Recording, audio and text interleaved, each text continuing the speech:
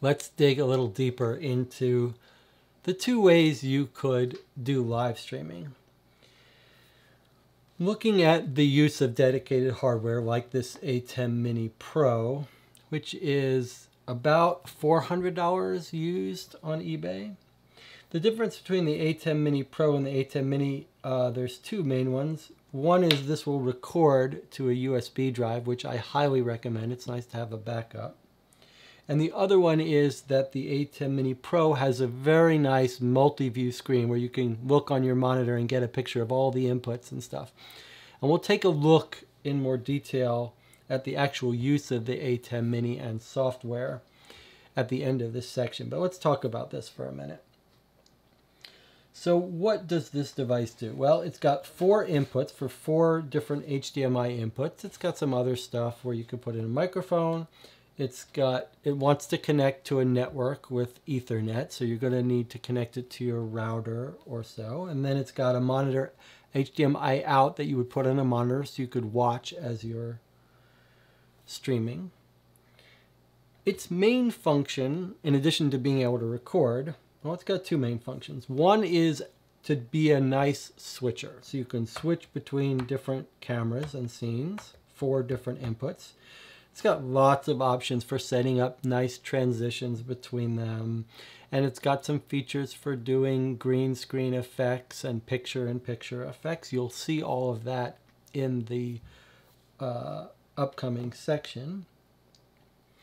But then the other thing it will do is it will handle connecting to YouTube and streaming the video at a good bit rate and everything. It'll manage all of the interaction with YouTube or Twitch or whatever to actually stream your video. So if you use something like this, and I use it in conjunction with a Elgato Stream Deck, which actually lets me customize buttons. You'll see that in a minute as well, to do switching between scenes and doing fancy stuff. You don't really need a PC for most of what you do. You will need, I would recommend using this in conjunction with a laptop. It doesn't have to be a high-powered laptop. You could even use a phone or a tablet to do the stuff you need to do. But there are some things you'll need to do, like getting into the software to configure this to set up your streaming channel ID and all that stuff. So you will need to connect with a computer to your network to do some control over this and to set up your Stream Deck keys, etc. But you don't need a high-powered PC, you don't need a desktop PC, just a laptop on the network. And you'll see when I talk about the software and the use of this that when I used an ATEM Mini, I used a laptop as my sort of 4th source that I would, if I wanted to put a timer or countdown or connect to the internet and show something, I used the laptop connected to this as a 4th source to do extra stuff. But the main advantage of something like this is, well, one huge advantage is how reliable and rock solid it is. You turn it on, it just works. Everything is set up, all the defaults set up work really well. It's got very good audio. It's got very good, easy to customize audio settings to eliminate background noise. The switching between scenes, the buttons feel good. They're all solid. The software for it is rock solid. It's just a very trouble-free machine. There are some limitations of using it though. It's got 4 inputs. So if you wanted to do more than 4, you'll have to buy the $1,000 model or buy a separate standalone HDMI switch for one of these ports that switches. So you could have 3 and then 4th daisy chain to another source that you would manually switch. These sources are all limited to 1080, so 1920 by 1080. You are not going to be processing 4K footage through this device, and there is no affordable 4K version of it. For live streaming, I think that's no big deal. It's hard to, the idea of streaming 4K video in 2022 is not very plausible. It's too much bandwidth. So for streaming, a limitation of 1080 is no big deal. But if you wanted to use this to do your actual recording for further editing, that might hurt, the fact that you can't record at 4K. And I should say there is a higher model of the ATEM Mini Pro, ATEM Mini Pro ISO, which will record, this thing records whatever you switch, it records a single video file of all your switching on the fly, which is probably the way you would mainly want to use it. But if you get the ISO, it will actually record multiple files, one for each source, so that you can do editing after the fact more easily. But if you wanted to do that, I'm not sure why you would use a switcher at all for that. The ATEM Mini does have some nice options for doing things like picture-in-picture and green screen and different transitions. But what I will say about this is that for common stuff, like just switching between scenes and setting up some slightly different transitions, maybe doing some green screen stuff, some very basic picture-in-picture, it works out of the box really well and conveniently. But as soon as you wanted to do more complicated things, like switch between different setups, like sometimes you want a picture-in-picture in this corner, then maybe you'll do a video the next day and you want a split screen, picture side by side, another picture, putting 4/3 stuff. As soon as you start to get, the 4/3 is like, bottom thirds is when, the lower thirds idea is putting like the name of someone who's speaking or some text display.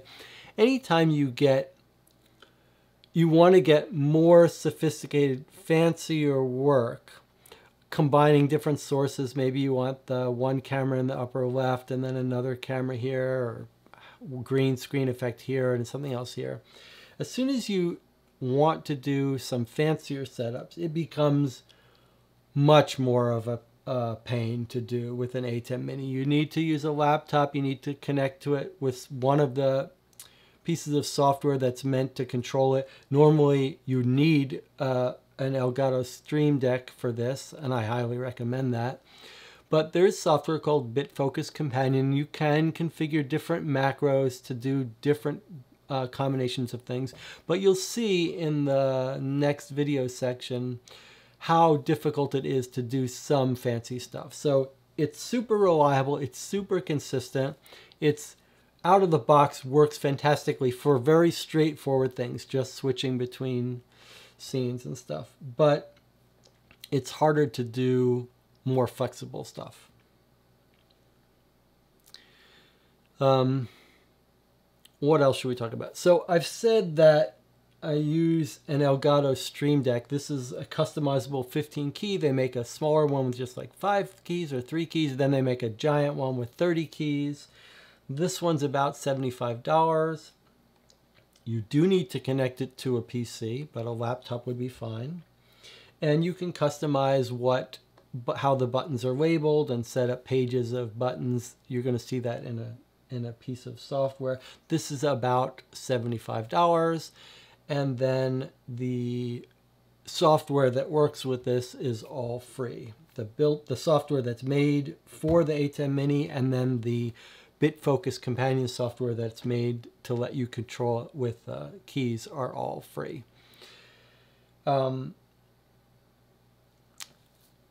So that's the hardware, and then there are other hardware devices like a YOLO box, which is a touch screen switcher but does very similar thing, and then a couple other pieces of hardware that do this.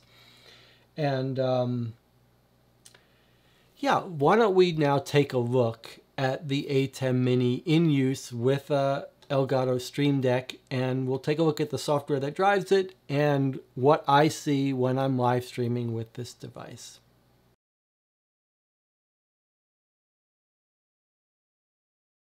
Let's take a look at the ATEM Mini in action here.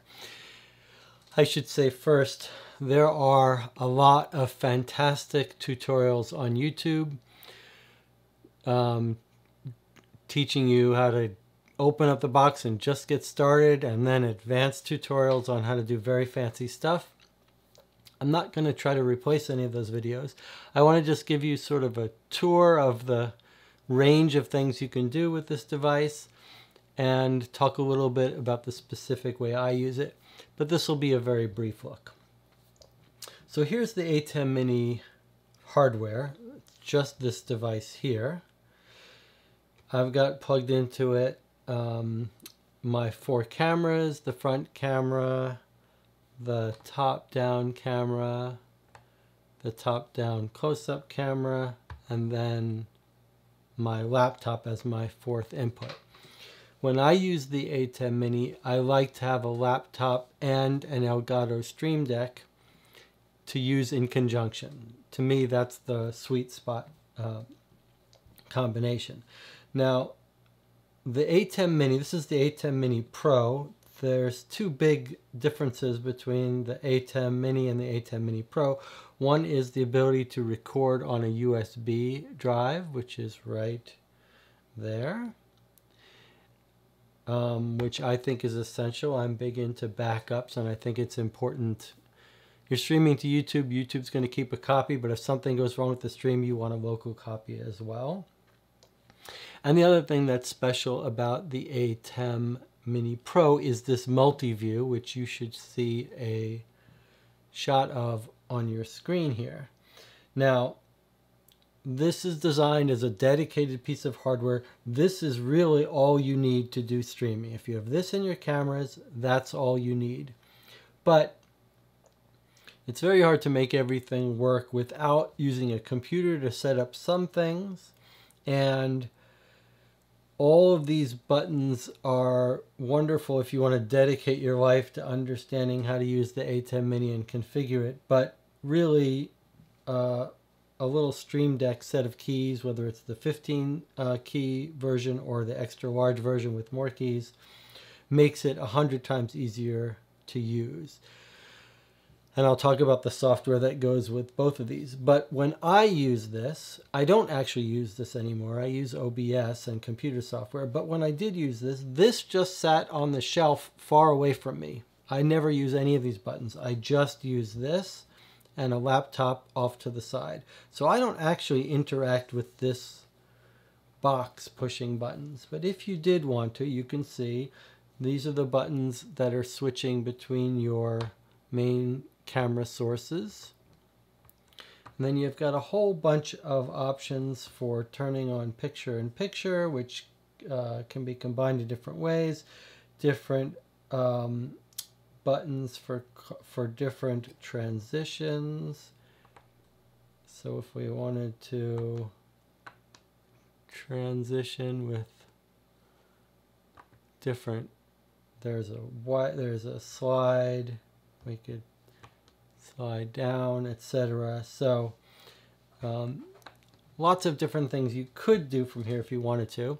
Let's talk about this main multi-view that you're looking at, because it's actually, I mean, this is the difference between using specific hardware and something like OBS. OBS is very flexible. You can do everything. The ATEM just works right out of the box and works very well and is very consistent and reliable. And this view you're looking at here is quite nice. On the left hand of the screen, you see the preview, it's labeled. So this is not what's actually going out. The one on the right that's labeled program, this is what's going out. And depending on how you set this up, you could actually do switching first in the preview and only send it out when you wanted to. But for our purposes, we'll just, don't worry about the preview, just look at the program. Then below that, in the small top right 4 boxes, you see the 4 input sources coming in at all times. So I can see, just looking at the screen, what's coming in the front camera, the top-down camera, the close-up tablet cam 4, and the laptop. In the bottom right is a media player. That's where you could load preset images or videos. Then we've got 2 nice windows that are for streaming and for recording. And we'll start at recording and we'll start at streaming. We'll see how those work. And then in the bottom right, we've got this wonderful audio level display, which is really wonderful. You can see, let's look at the audio levels for a second, because I love these. I wish OBS was better at this. you can see there each source has a bar, but only a couple of them are on. On the far right where it says program, that's our final audio output signal. We're looking for that to stay in the yellow and not get too far in the red. You can see on the left, which is labeled front, is the audio from our main mic. It's our overhead mic coming in from the front camera. And you can see the little blue EQ and purple DY. Those are telling me I have some effects going on. We'll look at those in software in a minute, but you can see that that's the only source of audio, although you can see the laptop switch is lit up. And if I go back to laptop, you can see I've got some buttons to turn that off. So you see laptop in the lower right is off, now it's on, so I can easily control what audio is sending out. Let's go back to our front view again. Okay, let's look at the streaming and recording for a second. So I'm going to switch us over to the laptop view, and we're going to switch on to not BitFocus Companion at the moment. This is the software we want. Okay, so we're going to take a little break now and look at the ATEM software. This is software that comes with this $500 or so device, and it's got 4 tabs. This first tab, which is labeled Switcher, is basically a copy of the physical ATEM hardware here. It does everything that this does in software, and we can control it. We can switch between the views by clicking on different buttons here. And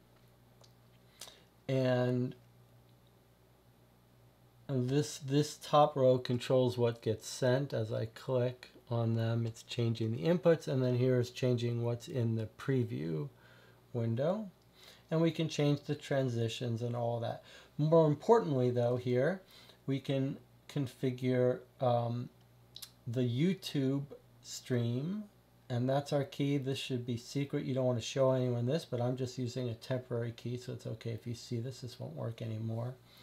So we've got a configuration of where to store recordings and a configuration of my the key for this broadcast on YouTube. So you would have to use software to set this up, but you would only have to set this once, and you could use the same key, and then you wouldn't need to change it again.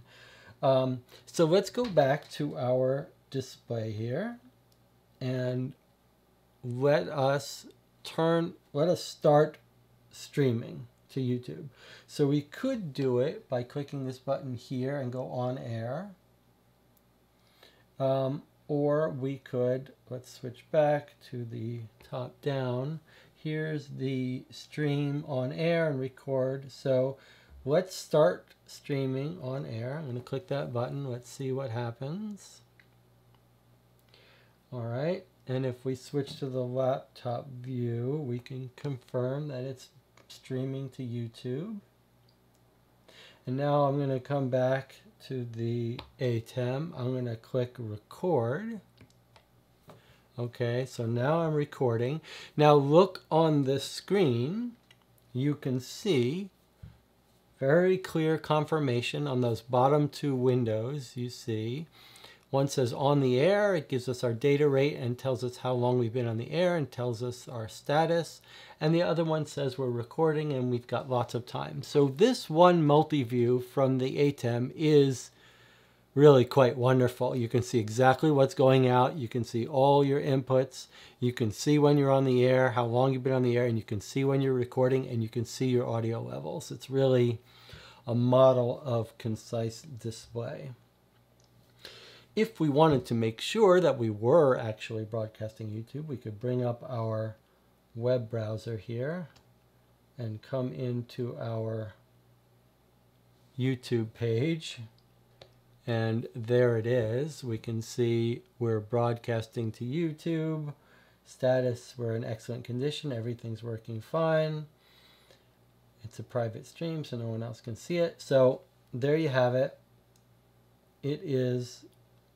That's a good that's the basic ATEM. Sorry, let me just get out of here for a second. That's the basic ATEM experience. It's just reliable, consistent, and it works.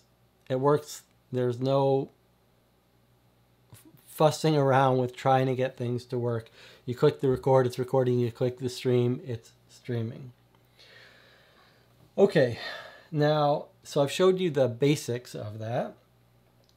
And let's go back. So that's the ATEM Mini software. So what else did I want to show you about this ATEM Mini software? Let's switch to the laptop so I can show you. Okay, so here's our main tab.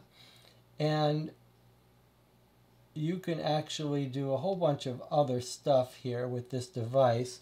There's a lot of settings and configurations here for setting up things like the chroma key if you wanted to green screen effect something, and picture in picture. So let me just show you that the picture in picture stuff does in fact work. I'm going to use my Stream Deck keys to turn on picture in picture. Here's a picture in picture for that. You can see I can turn it on for each of my different windows. I can even turn picture in picture on where you wouldn't want it. And you can set up things like side-by-side stuff. But let's go back to this display for a second and take a look at what I wanted to show you some more stuff. So here you've got a whole bunch of different options you can configure for where the picture-in-picture stuff is. But I want you to see how actually unfriendly it is. If you want to change where that picture-in-picture is, you have to mess with these configurations by going up and down. You could go sideways a little bit. I could go left. It's all very finicky, and it's not easy to save any of this. So like if you wanted in OBS, if you want a scene where sometimes there's a picture-in-picture here, sometimes there's a picture-in-picture here, it's very easy to do it. You just click with your mouse, drag around, create a new scene. This is 100 times more difficult. You have to save a macro that does it. It's very tricky, but it can be done. Okay, let's look at what else is on this ATEM software. We've got a media section where you can set up still images that you would switch between. Now I use a laptop instead of messing with all this because it's just so much easier, but you could do this almost all in one just with the ATEM. The audio section of this ATEM is actually quite wonderful. So it's got lots of options for tweaking that audio to get it to sound just the way you want. You've got an overall volume. You've got an equalizer for each of your inputs. And then you've got the dynamics here, which lets you set an expander and a compressor and a noise gate. Now, I would recommend Curtis Judd has a very nice video on tweaking all this and getting it to sound right. But the important lesson here is just that the ATEM actually has very good audio configuration, that if you relied on this as your device, especially as your traveling device, you can really get it tuned the way you want and it works well. Okay, so, and then there's some settings for adjusting the color of the cameras, etc. Okay, so that's the ATEM software that works in conjunction with this device on a network. It wants it to be on a network, on the same network. So I've got them all onto my router. Okay, so that's the basic software that works with this. Now, a separate thing is this Elgato Stream Deck. Now, I use the Stream Deck. This is a generic tool you can use with lots of software, and I use it with OBS using the Stream Deck software.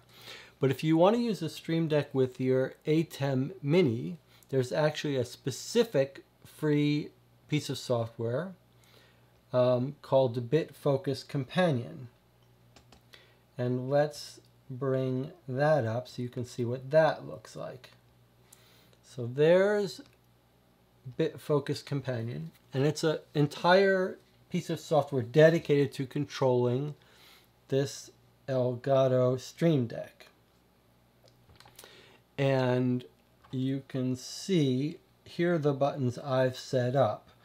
So I've got multiple pages. On my front page, I've got my cameras. It's my main sources. The front source. Here's top down with picture in picture. Here's top down without picture in picture. Here's my third camera, which is the close-up camera. Here's my laptop.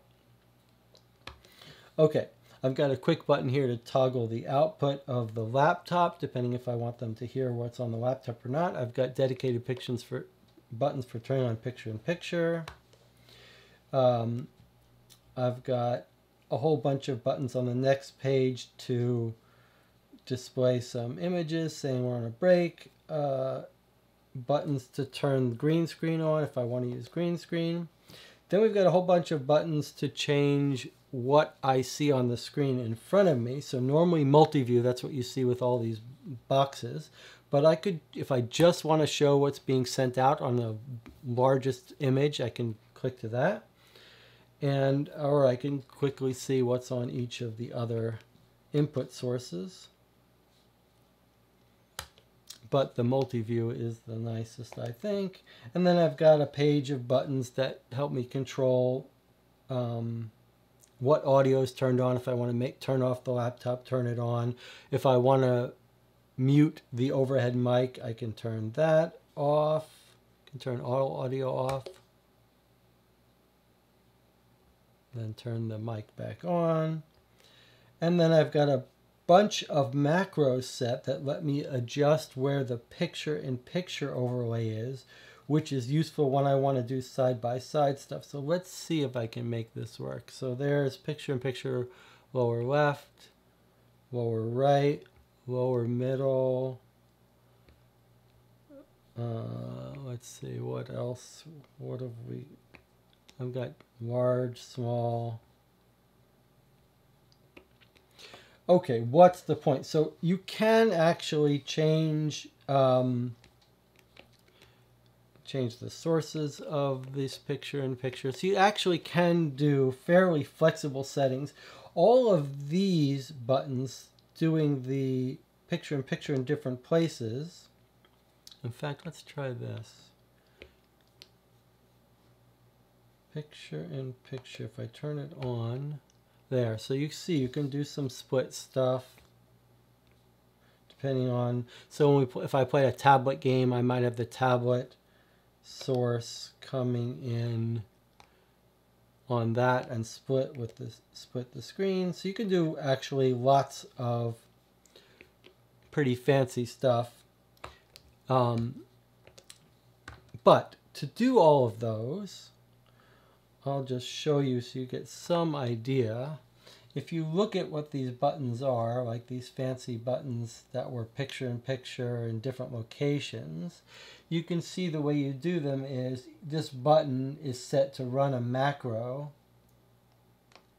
on the device. That's basically all the fancy buttons are telling the device to run a macro. And to create a macro, you go back into the software and you basically say, start recording a macro, and then you do all the things by hand. You go in there and you manually tweak the picture-in-picture by clicking the buttons going left, left, left, go a little bit bigger, go a little bit smaller, and then you say stop recording the macro, save that macro, put it on a button. So there you have it. Not nearly as flexible as OBS, but about as reliable as anything is. I mean, never had a problem with it. And rock solid. Some people like using the ATEM Mini hardware. Some people like using OBS software on a PC. You'll see that in another video.